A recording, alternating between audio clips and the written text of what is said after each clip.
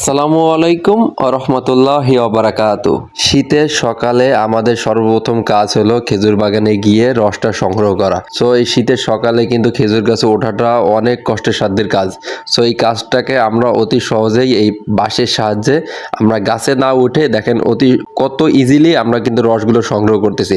এই শীতের সকালে কিন্তু আপনার খেজুর গাছে ওঠাটা একটা রিস্ক। কুয়াশায় খেজুর গাছ ভিজা থাকে, সো ওঠাটা আমাদের জন্য একটু রিস্ক হয়ে যায়। পড়ে হাত পা ভাঙা, অনেক কিছু ড্যামেজ হইতে পারে।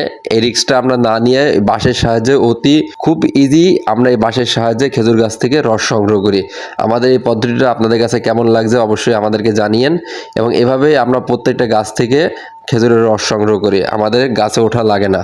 আসলে এই বাঁশের সাহায্যে আমাদের কাজটা খুবই সুন্দর হয় এবং আমাদেরকে অনেক কষ্ট অনেক কম করে আমরা রসগুলো সংগ্রহ করতে পারি। তো শীত কিন্তু শেষের দিকে, এখনও যারা খেজুরের গুড় নেন নাই, আর আমরা কিন্তু খেজুরের একটা বিশেষ ডিসকাউন্ট দিচ্ছি। ঝোলা গুড় এবং দানাদার গুড় অনলি 350 টাকা করে।